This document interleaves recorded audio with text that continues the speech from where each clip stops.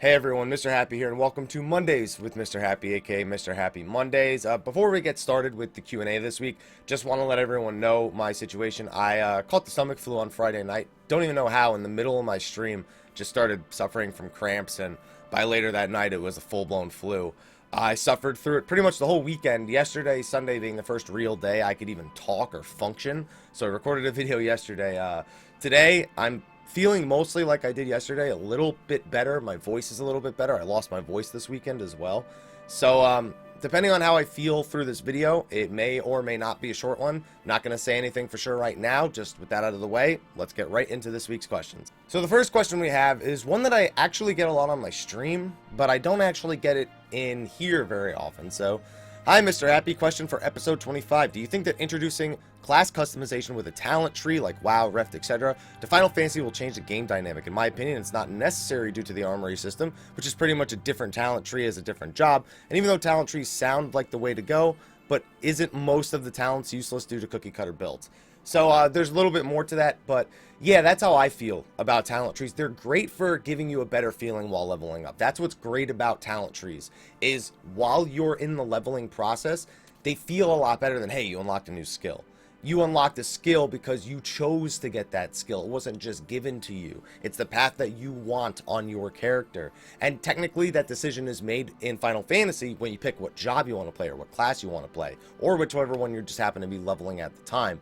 So while I find talent trees to be great for the experience of getting from level 1 to max level in any MMO, I find them to be generally useless at max level because of cookie cutter builds. People will always math out the most, successful builds. Those builds will get nerfed and the other builds will get buffed. And then it's just a constant dance back and forth. While I would love something along those lines, even the customization we have in PvP is nice to some degree, even though, again, most of the skills that you want to pick as either a healer, a tank, or a DPS end up being mandatory. So they're nice. I think they have a place to make the leveling experience better. I just feel like at max level, they kind of lose all their purpose of play however you want, Next question comes from somebody from my stream, so they're going to call me a bastard here, and it's going to be okay. Question for next week. Hey, Mr. Bastard, how do you feel about classes being more damage dealers? Do you think Square should make more tanks and healer classes, or they should just hurry with the hybrid classes like a DD tank or a healer tank? You know what's funny? When you say hybrid classes, and you talk about a healer tank or a DD tank, DD tanks we might as well already have because warriors and paladins can pull pretty sweet numbers. Healer tanks are kind of weird. That's the thing with the hybrids. I'm curious about that, if that plan ever actually goes through, because it's very, very difficult to convince a player, why should we bring a hybrid instead of somebody who could just do one of those roles better? The idea being that they can cover two roles. Oh, we could off-tank these really weak adds, and I could still be healing the tank. I don't think I've ever seen a really well-done fight that has hybrids in it. I don't really know how to put it because I'm just inexperienced with hybrids altogether. I think the reason they put more damage dealers in is because more people want to play damage dealers. Statistically, more people want to play them. And it's not because there's not a tank or a healer that doesn't meet their requirements. Oh, I would love to tank, but they don't have this. That's true for some people. But for most people, they already want to tank, at least to some degree.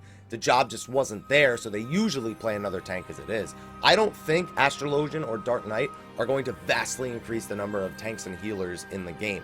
It just means there's going to be a few more here and there, but some of the people who are already playing tanks and healers are going to switch over to these jobs. That's going to be more common to me, at least at max level, at level 60, than it is going to make it so that more DPS want to play tank or healer. I think that's not a very easy motivation to find, and I don't think they'll find it in 3.0.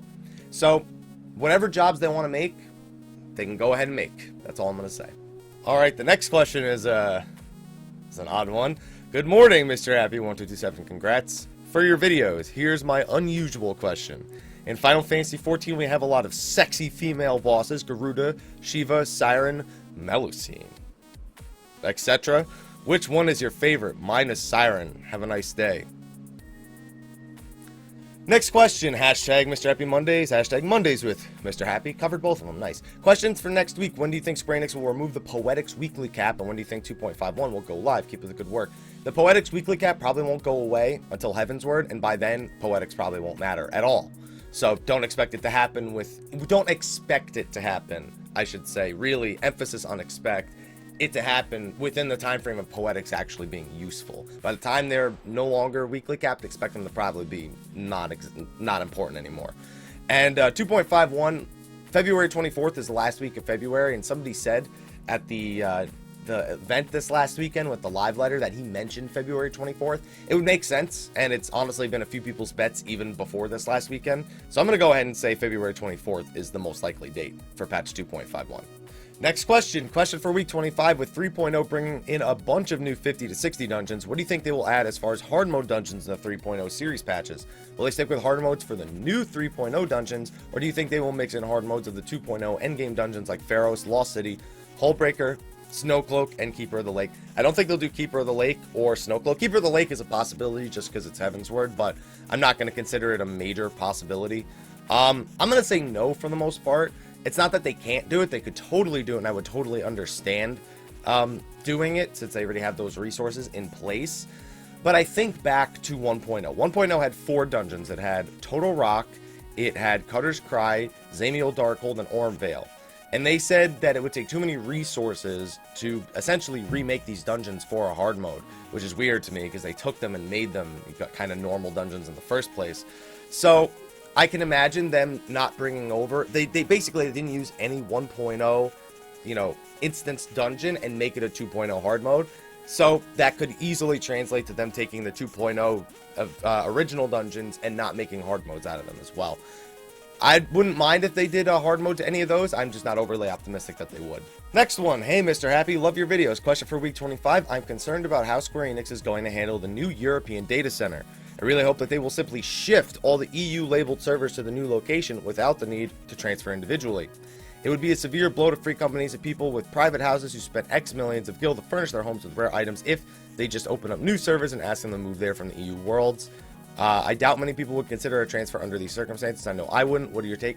If they did that, I think they pretty much know exactly what would happen, and it's exactly what you just said. I'm not worried about the people who are on EU servers as it is, because they are labeled EU servers. If they didn't just get moved to the EU data centers, that would be, in my mind, stupid, because that doesn't make any sense to just make new servers and be like, hey, good luck. It's the EU players that are playing with their NA friends on the other servers. Now, I guess you could say that that is sort of a risk they took with, being an EU player and playing on an NA server. And honestly, a lot of them will probably continue to do so. They've done so already to this point. It's them deciding, hey, I want to play with people on my own data center so I have less lag, that I could be potentially worried about. But your situation, no, I don't think they'll do that at all. I think they'll just make it easy transfer over. You're already playing the EU server. Means you're probably playing EU. A few NA posts will probably pop up. Hey, I was playing on those servers. What do I do? Get off that server, man. So that's my guess. We'll see how it plays out. All right, next question. Week 25 question. Do you think Heaven's Word's Endgame Progression will just be a retread of 2.0's, as in one central 8-man raid, one 24-man casual raid, tiered tombstone grinding with it to supplement with a different coat of paint? Or do you think they'll introduce new types of endgame content and progression? I honestly never want to see another tombstone again in my life. I don't think there'll be tombstones anymore. I think they'll probably be like Dravanian stones of philosophy or something like that. I'm expecting it to go a little bit differently. We've heard rumors of this on Reddit over the weekend. I'm taking it all with a grain of salt just because I'm waiting for an official statement on anything of the sort. But it did kind of outline the way I would like to see this next set of progression go. You have 3.0 focusing on the 50 to 60 and the opening of Alexander. Most likely with some primals mixed in there, probably some form of currency. You'll also have probably new hunts in 3.1 if I had to guess. You'll probably have another Zodiac weapon or type, Yoshi P said in 3.1, whether it be the Zodiac weapon or its sequel that you can expect to keep growing a weapon in 3.1. There will be a lot of familiar systems in place, but they made mention of other systems in the live letters, but I really didn't know what to take of those. I remember one of them saying, one of the big things we want people to be able to do is fly across these islands looking for treasures, and I was like, is that really something someone's gonna do? Like, what are the odds somebody actually goes out of their way? to do that, you know? But one thing that I think is going to be slightly different with Alexander Normal and Alexander Hard mode, the possibility is there for Normal to reward lower item level gear and for Hard mode to reward higher item level gear, forcing progression through Normal mode, which is considered on par with Coil with the Echo. We'll see if that ends up panning out, if that ends up being toned back a little bit. But to require gear from Normal mode in order to do Hard mode, lockouts and all that stuff, we don't know yet, but that would be a nice little change to me. It extends the shelf of Alexander's life past just a few patches, and it just means more content overall. So it'll be very familiar, most likely, as you call it, a retread with some minor changes here and there. I wouldn't expect any sort of drastic change to like the way gear is obtained. Alright, next question is a crafting one, and I don't think this person's going to like the answer very much. Hey there, Mr. Happy, keep up the awesomeness. Thank you. Question, I'm a Dragoon, I'm level 109, and I want to start a crafting class. Haven't even started one yet. Not a single one. Shh. Whoops, too late. What crafting class would be the best to make my, own gear and accessories so that I don't have to only get high gear, such as 120 and up from drops only? Well, keep in mind, item level 120 and above stuff does only come from endgame stuff, World of Darkness, Poetics, and, Coil. So you won't be able to make anything item level 120 or higher, and to be honest, you can't just start a crafting class and make all those things.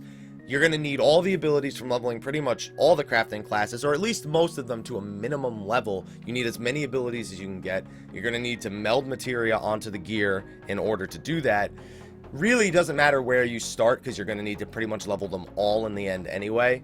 I basically don't even touch that kind of stuff because I'm just not that interested in crafting. So you could check out like a crafting guide on FFX IV Guild. That's the website where when people usually ask me crafting questions, I go, well, I don't do any of that. So here, go to them because they've got all this stuff on lockdown. And even then, just expect a lot of time and a lot of work to get all that stuff up to date and to have to do it again in a few months when Heavensward comes out. Next question for episode 25. Do you think this trend of using high quality Final Fantasy XI models in 14 is gearing up towards a Final Fantasy XI re-release? No. Absolutely not. Final Fantasy is actually very, very popular for reusing assets on some degree. Some of the developers aren't as big a fan of it as other ones, but it's not uncommon to think, hey, we made this MMO in 2 years and 8 months. Average MMO takes 5 or 6 years to make.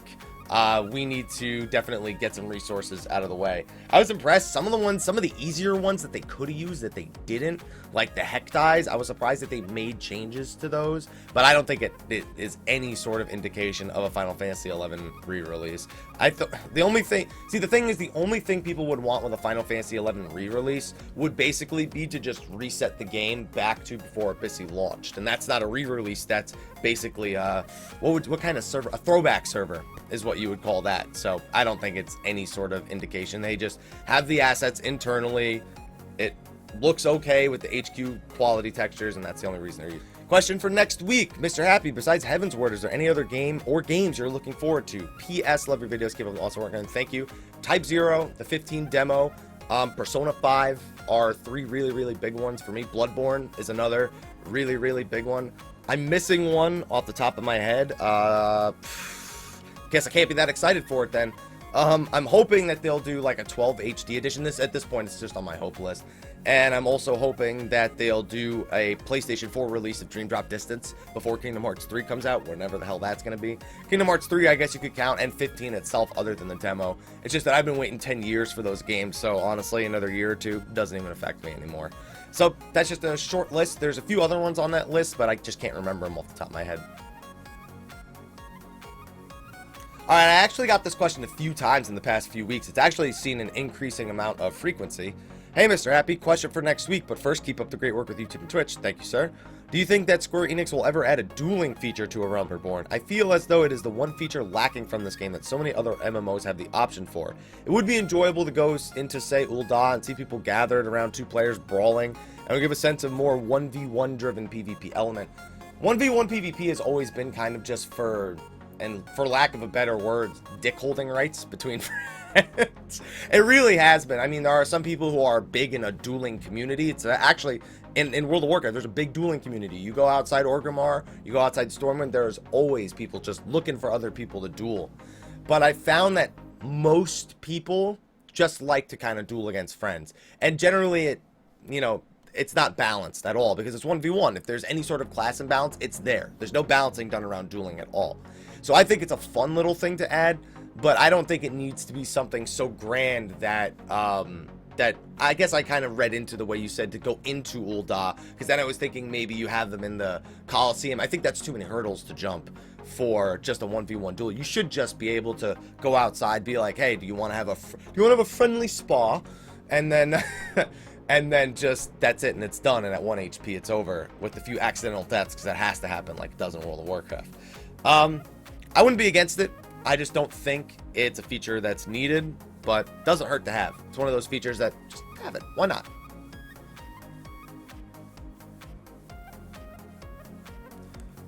Question for week 25. Do you think they will ever add Zodiac Relic armor sets to match the Relic weapons? You're crazy if you think I'm going out there and getting 60 Atmas to fill my left side after my weapon. Or do another 45 books, or do any of that for any armor piece after the weapon. Oh, Jesus. And there are people who would love it, too. And do you think there will be a server-wide event that will finalize 2.0? That's probably going to be the Battle of Ishgard, but it's probably not going to be server-wide. I imagine the Battle of Ishgard is going to be an instance kind of deal, where it's sort of like the Praetorium, an 8-man instance. I could be wrong. Battle of Ishgard could very easily be like a zone-wide battle in Korthus. But who knows? That we'll find out at the end of March. I know that for sure. My bet is on the 8-man instance, though. Next question. Hi, this is DevA. First of all, love your vids. Love your vids. I almost tried to say videos. All those guides, vids help out a lot. Thank you. I know you are one of those people who would love Square Enix to diversify gear stats, example being bonus set stats, etc. So I was wondering, do you think it would be cool if there was a new stat effect to increase your max TP, or do you think it might ruin the gameplay? What do you think if they increase the max TP? I don't think they should increase the max TP, because that sort of diminishes the need for bards. It depends, because you either give them just enough to delay when you're going to be using a bard, or if you just want to bring 2 ninjas for 2 goads instead, maybe that would become more effective DPS wise, or you make it so high that those tools aren't even considered utilities anymore, and it doesn't matter anyway, because now the bards are, they're out, because TP is not an issue anymore. MP will probably not be as big of an issue either, because there are probably going to be some more tools in the expansion to help deal with MP regeneration. So I think a stat that increases max TP is okay. It has to be in very small quantities, though. You can't have like TP plus 50, TP plus 100. It would need to be like TP plus 5 or TP plus 6. Or TP regeneration plus 5 or plus 6, or even that's too high. TP regeneration plus 1 or 2 per tick or something like that. It couldn't be something so drastic that you're able to just be like, oh, well, I don't need Bard or Goat anymore. Forget that. I got TP for days now. So I think it'd be okay to add. Next question. Hi, Happy. I have a question for week 22. I was wondering if you'd give me any tips on how to find a good static for Final Coil, Savage Second Coil, and future content, etc. At least one that challenges me. I don't want to be a hardcore raider, maybe a semi-hardcore. If not on my server, that's fine, but I don't want to move, then find out it was a waste of time. You really just gotta, first of all, I don't know what you've done before, if you've cleared Second Coil, how much of Final Coil you've cleared. That's important to a lot of people. They need to see you're willing to put yourself out to, first of all, you need to put yourself out there. You can't just wait for a group to slap you in the face. You got to go on the forums, you got to go on the Reddit recruitment thread, to make sure you go to the recruitment thread and don't just start posting on the normal thread. You just got to look first, anyone on your server, any progression groups on your server, what they're looking for. If you feel like you qualify, throw your name out there a few times. Look for some middle tier free companies that, like you said, aren't hardcore. Look for ones that are like, yeah, we do progression like 3 nights a week, 4 nights a week. We're just trying to progress, get it done before 3.0. That sounds like the kind of raider that you would want to be, since you don't want to be like, 6-7 days a week trying to get it done when it first comes out kind of deal. So yeah, you just got to put yourself out there, man. You can't just wait for it to come to you. You got to just use all of the tools that are around in the community. The official forums have recruitment threads there. You can use the Reddit recruitment threads. You can use Guildwork. There's a ton of different places that you can use. You just have to actually make use of them. Alright, my stomach is starting to act up, so I'm just going to answer a couple more here, guys, alright? So next one, happy Monday, Mr. Happy. Happy Monday to you, too. Bastakin Galka here with a question. I'm a very experienced player and I just got to 50 on my alt, and I was wondering what, in your opinion, would be the most effective way to gear up starting from ground zero? How do you plan on doing it on your alt if you take Healer Happy that far, which I will? The biggest thing you got to remember, you have all those first-time bonuses. You are worth so much to everyone. You have your first-time bonus for Castrum. You have your first-time bonus for Praetorium. You then have your roulette that you can do again to get another 100 that day, and then even maybe get another 100 with a bonus the next day. Make use of all those first-time bonuses. Ifrit hard mode, Garuda hard mode, Chimera, Hydra, Titan hard mode, Leviathan hard mode, Shiva hard mode, Ramu hard mode. All the dungeons. You're worth so many first-time bonuses. All that soldiery should be enough to get you full item level 100. Obviously you need sands and oils to get any higher than that. But, that's even without the hunt, because the hunt is going to be pretty hard to get into right now just because of everybody wanting more twines and coats. So, just make use of all those first-time bonuses and use all that soldiery to gear up in full 100 stuff. And from there, if you can get sands from, like, Circus Tower, if you can get anything done, at that point, your item level meets all the minimum requirements to get into all the stuff to get, like, World of Darkness gear, to get your weekly carbon coats. You'll start getting enough Poetics gear once a couple of weeks have passed. All those things are going to become possible to you very, very, very quickly. And that's how I plan to do it on Healer Happy as well. All right, I'm going to do two more. I know I said a couple, but I just said that kind of without thinking of a number. So, two more questions right here. Mr. Happy, I seek your help. Okay. I've been playing Final Fantasy: A Realm Reborn for about 2 months now, and I'm leveling a White Mage, Miner, and Botanist together, currently at all about 40 plus. With level 50 right around the corner, and my eagerness to begin Endgame, I fear that this would be the worst time to begin grinding to obtain Endgame gear with Heaven's Word around the corner. When I play, I like to play productively. What can I do once I finish leveling to 50 that won't be a waste once the expansion is released? Honestly, getting to 50 is the one thing that won't be a waste. And even that's kind of hard to say, because you'll have to level it to 60 at that point. Dude, just don't worry about it. Just play the game however you want to play it. Don't worry so much about all that stuff. All right? Just play it, enjoy it. Don't worry about what's going to be a waste and what's not going to be a waste. Because you know what? Very few MMOs in our past, or very few games in our past that have ever not just been a waste. These are games. They're supposed to entertain you, and they're supposed to, hold your attention and, warrant the amount of money that you spend on them. Or anything along those lines. Whatever your reason is for wanting to play, just play to enjoy. Something that a lot of people don't do anymore. They treat games kind of like a job. And literally, considering games are my job, I still feel like I take things a little bit easier than a lot of people when it comes to certain aspects of certain games. So, play it, enjoy it, do whatever it is you want. You're going to have to level to 60 when the expansion comes out if you're playing it anyway. It's probably all not going to matter all too much regardless. All right, and here is the last question for this week's video. Hey, Mr. Happy1227, question for next week. Kind of a long one. Sorry, it doesn't look that long. I've been playing games for the last 25 years or so, but recently I'm finding it hard to get excited for new releases.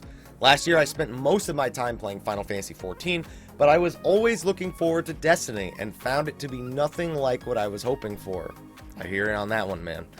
And with companies like Ubisoft missing the mark so many times last year, in your opinion, is this how the future of gaming is going to look? Lots of hype for mediocre games, or can things change? Once again, sorry for the length of the question. That's not that long of a question, man. Don't worry about it. I like following indie games more. There's less hype built around them before they come out, and more of the hype is after they've come out and they've impressed everybody.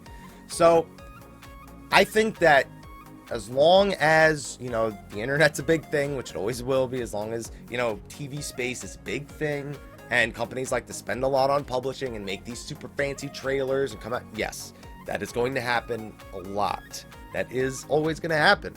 It's not something we always had to worry about growing up, in the younger days of gaming.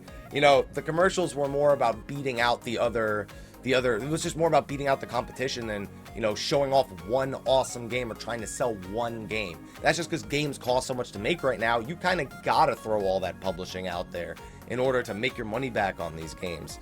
So, yeah, that's not to say that won't happen with good games too. Just because a game is super hyped doesn't necessarily mean you should immediately chalk it up to mediocrity. But it is going to happen.